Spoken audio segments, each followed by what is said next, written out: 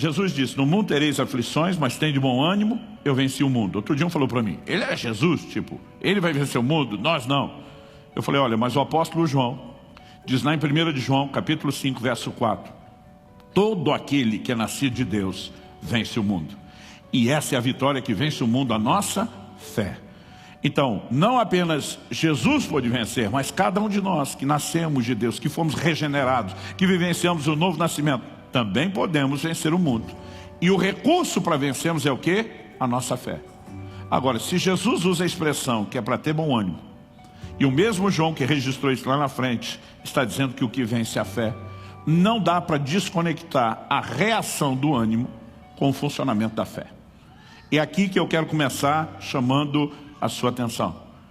Essa é a razão pela qual Deus, antes de dizer eu sou o seu Salvador, Ele diz as circunstâncias que Ele ia passar. Mas antes de dizer o que ia passar, prometendo salvar, Ele também disse, não tem necessidade de ter medo, porque quando passar, você não está sozinho ou abandonado. Eu estou com você. E não estarei presente apenas para fiscalizar. Estarei lá para oferecer ajuda. Quem está entendendo aí, diga amém. Então, basicamente, o que eu percebo ao olhar essas declarações bíblicas é que a fé, ela tem dois estágios bem distintos. O primeiro estágio da fé diz respeito ao que acontece dentro de nós, do lado de dentro. O segundo, que será inevitavelmente um desdobramento, um efeito colateral do primeiro, diz respeito ao que vai acontecer do lado de fora nas circunstâncias. A fé, ela não começa produzindo resultado do lado de fora nas circunstâncias, sem primeiro produzir resultado do lado de dentro, na maneira como nós lidamos, né, com as questões interiores. Então, para mim isso fica bem claro, quando a ênfase de Deus começa aqui justamente no não temas. Daqui a pouco nós vamos perceber o como isso é repetido, como isso é enfatizado ao longo das Escrituras. Eu me lembro, enfatizando ainda essa questão dos dois estágios da fé e que o primeiro é interior, eu me lembro quando garoto de ouvir meu pai várias vezes repetir um versículo bíblico que está lá em Provérbios 24:10, que diz, se te mostrares frouxo no dia da angústia, tua força será pequena. O texto está dizendo que uma reação interior emocional errada compromete a força na hora de enfrentar o problema. Mas basicamente a Bíblia não está falando meramente sobre a sua força. Eu diria que isso compromete inclusive a força que Deus poderia manifestar em meu e em seu favor. Porque é o que diz Isaías capítulo 30, versículo 15. Porque assim diz o Senhor Deus, o Santo de Israel, em vos converterdes e em sossegardes está a vossa salvação. Leia-se, livramento. E na tranquilidade, na confiança, a vossa força. Deus está dizendo, em sossegar, descanso interior, está o seu livramento. Na tranquilidade e na confiança, a sua força. Nós precisamos entender que antes da fé produzir qualquer resultado lá de fora, ela precisa se manifestar, trazendo força interior. Isso significa basicamente o quê? Nos colocando acima e não abaixo das circunstâncias. Nos permitindo que a gente se mova por cima, que nós possamos prevalecer sobre elas e não elas prevalecerem sobre a gente. Aliás, se é um tema que eu possa dar a essa mensagem hoje, seria exatamente esse, prevalecendo sobre as circunstâncias. Quando eu e você temos uma reação interior de nos curvar, de nos permitir ser abatido ou abalado pelas circunstâncias, então você pode ter certeza que elas tomaram a dianteira e estão vencendo. Mas quando Deus diz, quando você passar pelas águas, elas não vão te fazer mal, não vão te afogar. Deus está dizendo, você pode enfrentar circunstâncias difíceis sem que elas te destruam. Quando Ele diz, quando você passar pelo fogo, Ele não vai te queimar. Ele está de novo dizendo, você pode passar por circunstâncias difíceis que não firam você. Em outras palavras, você pode ser preservado. As circunstâncias não precisam trazer nenhum dano para você. Isso significa que em vez delas prevalecerem, você é que vai prevalecer sobre elas. Ao olhar para as Escrituras, eu vejo a repetição disso de forma contínua. No Evangelho de Marcos, no capítulo 5, a Bíblia nos fala a respeito de um homem, chefe da sinagoga, chamado Jairo, que vai até Jesus pedir ajuda, para que Jesus possa curar sua filha enferma. Versículo 35 de Marcos 5 diz assim: falava ele ainda, quando chegaram alguns da casa do chefe da sinagoga, a quem disseram: tua filha já morreu, por que ainda incomodas o mestre? O verso 36 diz: mas Jesus, sem acudir a tais palavras. Existem algumas coisas que não precisam ganhar a moral que muitas vezes damos para elas. E quando você olha para a Bíblia, normalmente você vai encontrar um Deus que não dá moral para problema. A Bíblia diz que Jesus, sem acudir a tais palavras, quais? A notícia que deram, de que a moça enferma que já estava precisando de ajuda, agora morreu. O texto diz: Jesus, sem acudir a tais palavras, disse ao chefe da sinagoga: não temas, crê somente. Eu tenho dito isso repetidas vezes ao longo da minha vida. Onde a fé entra, o medo tem que sair. Mas a verdade é que onde o medo entra, normalmente a fé está saindo. Os dois não são compatíveis. Eles não dividem o mesmo ambiente. E Jesus está dizendo para Jairo: vá usar sua fé, use fé pura e não deixe o medo participar desse processo. Em outras palavras, se livre do medo. Dê um jeito de administrar essas questões interiores, porque é aí que vai funcionar o primeiro estágio da fé. Não temas, crê somente. Quando eu olho para essa instrução bíblica, assim como Hebreus capítulo 4, verso 3 diz: nós os que cremos entramos no descanso. Há um descanso da fé. Aquela mesma declaração de na tranquilidade, na confiança está a vossa força de Isaías, pode ser entendida aqui. Quando você olha Hebreus 4, 3, o contexto, o escritor está falando de um descanso prometido. E que nós os que cremos vamos entrar naquilo que a geração que, por exemplo, saiu do Egito não entrou, porque não herdou a terra da promessa. Então, obviamente, ele está falando de algo que nos está prometido e reservado. Mas eu quero tomar essa declaração e dizer: ela é compatível com tudo o que a Bíblia ensina sobre um lugar de fé. Ele é um lugar de descanso interior. E quando eu e você entendemos isso, talvez fique mais fácil perceber a recorrência das Escrituras, olhando alguns exemplos. Como no livro de Isaías 43, que é o texto que nós estamos usando aqui como ponto de partida, como trilho da nossa reflexão. O Senhor falou de passar pela água e pelo fogo. Eu gostaria que a gente avaliasse dois exemplos de situações de gente passando literalmente pela água e pelo fogo, mas precisando exercer a fé e a presença desse estágio, desses dois estágios da fé. Primeiro ela funcionando lá de dentro, depois operando lá de fora. O primeiro exemplo está lá em Mateus no capítulo 14. Se você puder, me acompanhe na leitura. Mateus capítulo 14, começa no verso 22 com uma frase incomum.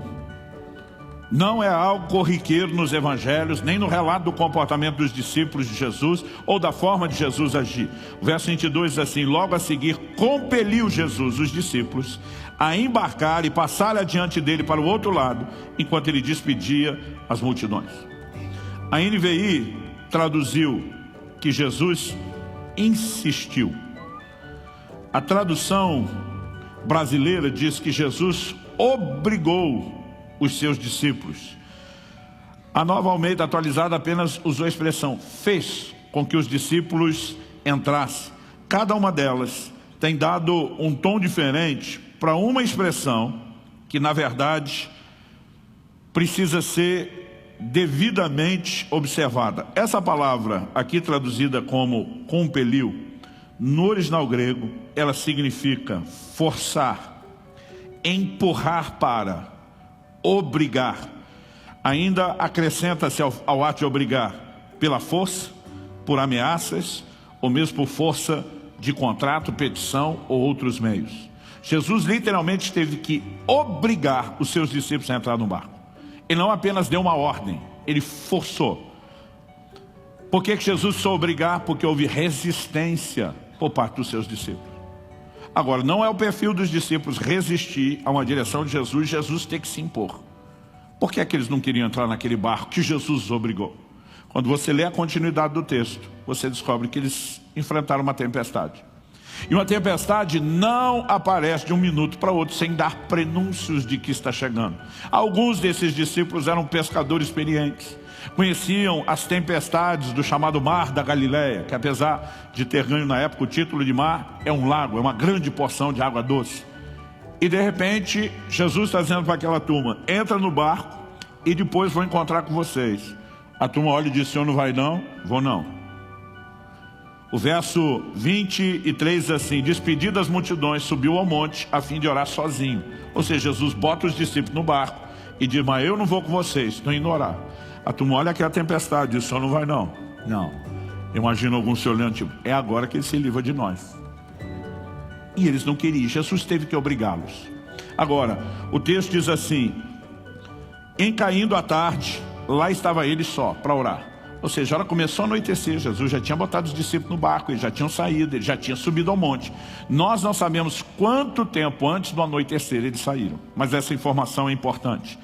Entretanto, verso 24, o barco já estava longe, a muitos estádios da terra, açoitado pelas ondas, porque o vento era contrário. E o verso 25 diz: na quarta vigília da noite, foi Jesus ter com eles andando por sobre o mar. O que significa na quarta vigília da noite? A noite era dividida em 4 vigílias. Cada uma delas durava 3 horas. O período da noite de 12 horas.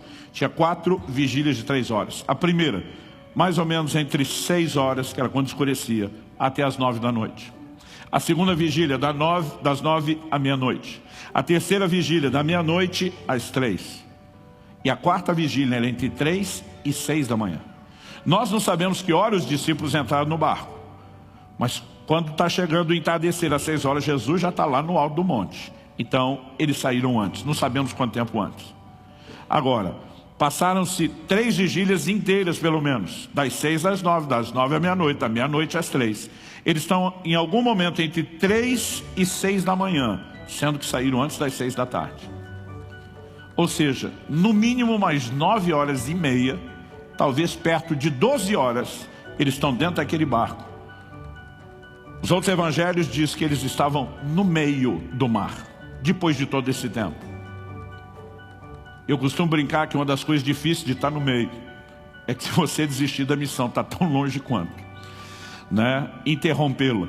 Depois de todo esse esforço, eles não conseguiram atravessar. A maior distância, falando da largura, não do comprimento do mar da Galileia, imaginando onde eles estavam atravessando a menor, não a maior distância, não o comprimento. Ela pode dar em torno de 11 quilômetros.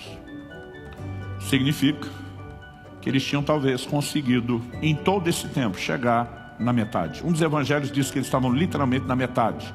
O evangelho de João, quando dá a medida de estádios, aqui Mateus só diz muitos, quando você faz a conta da medida em estádios que João dá, 5,5 km, seria metade dos 11.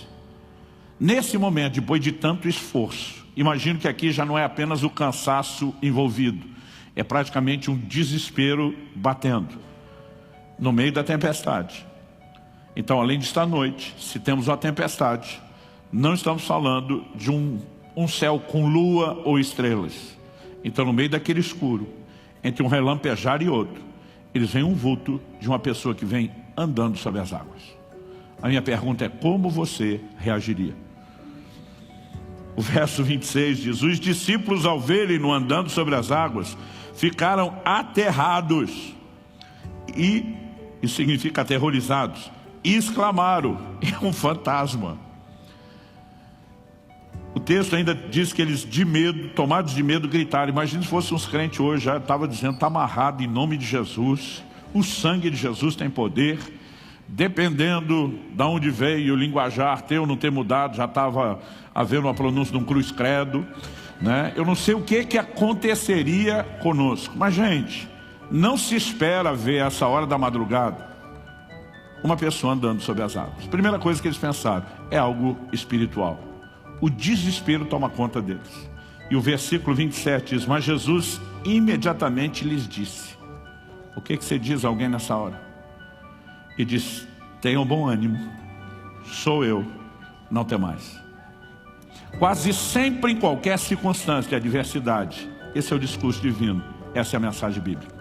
Tenha bom ânimo, não tenha medo. No momento que Jesus faz essa declaração, a Bíblia diz, o verso 28, respondendo-lhe Pedro, disse. A gente acredita que pelo estilo de temperamento que Pedro tinha, que nós lemos nas entrelinhas, Pedro era o cara que pensava falando e falava pensando. É aquele tipo de gente que fala primeiro e às vezes até pensa depois, se não for ao mesmo tempo. Ele disse: és tu, Senhor Jesus, manda-me ter contigo sobre as águas. Honestamente, no meio de uma tempestade, você acha que essa é a melhor forma de checar a genuinidade da identidade revelada de Jesus? E Jesus apenas diz para ele, vem. E Pedro simplesmente se levanta naquele barco e diz, partiu o mar da Galileia. Eu fico imaginando, porque todo mundo fala mal do Pedro, gente. Mas o Pedro foi o mais doido e o mais arrojado de todos esses. A gente tem mania de chamar o Pedro de incrédulo, mas é fácil chamar alguém de incrédulo quando eu e você nunca teríamos saído do barco.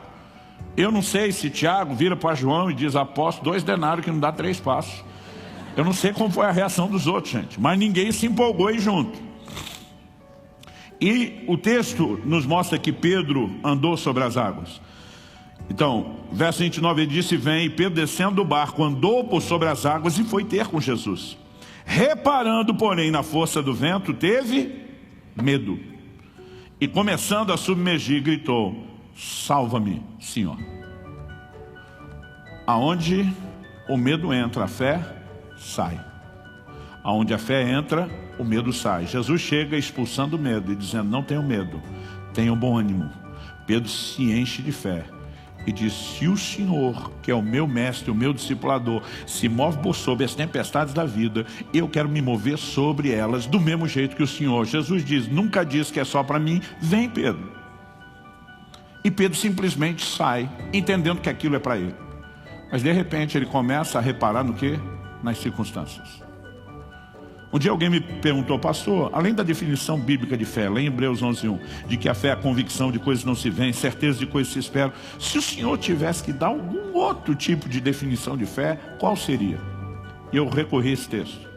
Eu falei, fé é ficar olhando para Jesus na hora da tempestade. Mas se você quiser a minha definição de dúvida ou incredulidade, é olhar para a força do vento, em vez de ir para Jesus, na hora da adversidade. Nós precisamos entender que o foco no lugar errado. E num dos próximos domingos eu vou falar sobre visão de fé. Isso tem tudo a ver com ajustar o nosso foco. Um dos problemas é que ele nos chama a atenção para as circunstâncias, a ponto de nos amedrontar, de nos ferir. E nós deixamos que elas prevaleçam. Quando o primeiro estágio da fé significa eu e você temos que prevalecer sobre elas. Agora, enquanto a maioria fala mal de Pedro, eu estou no time dos admiradores. Quando Pedro começou a submergir, a Bíblia não diz que ele levou um caldo, que ele sumiu de uma hora para outra dentro d'água, né? Pedro sabia nadar, gente. O Evangelho de João diz que quando Jesus aparece na praia, ressuscitado, Pedro pula na água e vai nadando ao encontro do Senhor. Mas Pedro se recusou a voltar nadando para o barco. Ele falou, eu não vou abortar o sobrenatural. Eu não vou perder aquilo que eu comecei a experimentar. E nessa hora ele fez a oração mais rápido que um crente pode fazer na vida. Daquelas que nem dá tempo de enfeitar Deus, de Abraão, Isaac e Jacó. Ele só diz, socorro, salva-me, Senhor. E a Bíblia diz, Jesus estendeu a mão, tomou pela mão. E o que mais o texto diz? Verso 31, prontamente Jesus estendendo a mão tomou e lhe disse, homem de pequena fé, por que duvidaste? Reparar na força do vento, permitir ter medo, é definido por Jesus como dúvida. Mas o verso 32 diz, subindo ambos para o barco. Isso significa que Pedro andou sobre as águas 2 vezes, a ida e a volta. Na hora que estava para afundar, ele grita por socorro, o Senhor pega pela mão. Em vez de abortar, ele retoma o processo. E a Bíblia diz que ambos vão juntos para o barco. Eu acho fantástica essa segunda parte. E no momento que entraram no barco, diz o verso 32, subindo ambos para o barco, cessou o vento. Outro dia eu estava lendo isso e falei, Jesus, o Senhor podia ter ajudado Pedro. Pedro teve medo do que, gente? Do vento. A hora que Jesus pisa no barco, está tudo resolvido lá de fora. Falei, se o Senhor resolvesse isso antes, Pedro nem tinha experimentado o medo. Mas a verdade é que a fé nunca começa mudando as circunstâncias. Ela começa operando do lado de dentro. É só depois que você vence os seus temores, que a fé vai abrir o segundo estágio e funcionar do lado de fora. Pedro teve que lidar com medo quando andou. Teve que lidar com medo que iria abortar o sobrenatural. Mas quando resolveu aquilo, o Senhor simplesmente diz, agora vamos para o próximo estágio da fé. A adversidade simplesmente cessou. Quem está entendendo, diga amém. Daniel capítulo 3 nos fala dos 3 amigos de Daniel: Ananias, Misael e Azarias. Eu gosto sempre de chamá-los pelos seus nomes originais, apesar da maioria de nós conhecê-los pela maneira como o rei Nabucodonosor os rotulou depois: Sadraque, Mesaque e Abdinego. A Bíblia diz que quando o rei ameaçou jogá-los na fornalha de fogo ardente, o posicionamento deles foi de ficar com a palavra de Deus. Gente, a fé sempre escolhe a palavra, sempre põe a palavra em primeiro lugar, sempre trata a palavra de Deus como a maior autoridade a ser obedecida, a ser respeitada, como a voz acima de qualquer outra. E eles sabiam que um dos mandamentos que Deus, por meio de Moisés, seu servo, tinha dado é: não farás para ti imagem de escultura, não te prostrarás diante dela, nem as adorarás. E quando o rei baixa um decreto mandando eles se prostrarem, eles olham para o rei e dizem: não vai rolar, nós não vamos desobedecer a Deus. Ele ameaça dizendo: eu vou lançar vocês na fornalha de fogo ardente. Ele diz: pode lançar. Nossa obediência a Deus não está condicionada a algum tipo de bônus, de atrativo para nós. Custe o que custar, nós vamos obedecê-lo. Mas não fale você que ele não pode nos livrar. Naquele momento, eles simplesmente abrem um leque de fé. Deus pode inclusive nos livrar da tua mão, pode nos livrar da fornalha. O que é que aconteceu? Você conhece a história. Mas eu amo o resumo de Hebreus capítulo 11, verso 34. Que diz que alguns pela fé apagaram a força do fogo. Se você olhar para o que aconteceu, eles não apagaram o fogo. A fornalha continua acesa. Mas eles apagaram a força do fogo, porque o fogo não podia queimá-los. Particularmente eu entendo que foi exatamente isso que Deus falou: quando passares pelo fogo, ele não te queimará, a chama não arderá em você. O primeiro estágio da fé é fazer com que o fogo perca o seu efeito. Depois, ou você vai apagá-lo, ou vai sair da fornalha. E o que significa isso? Significa que eu e você não nos curvamos diante dos temores que normalmente as circunstâncias nos proporcionam.